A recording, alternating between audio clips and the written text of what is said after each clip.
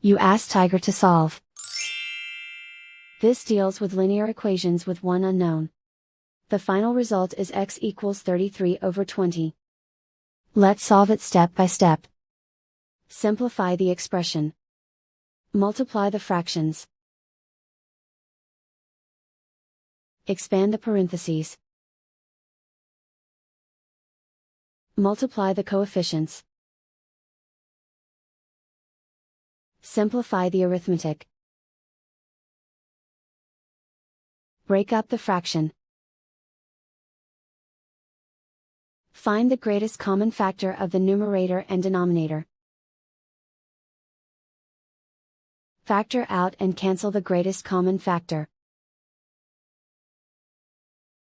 Swap sides.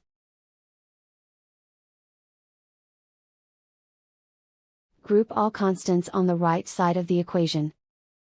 Add 10 to both sides.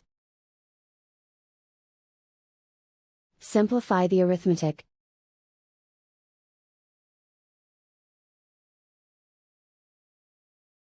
Isolate the x. Multiply both sides by inverse fraction 3 over 20.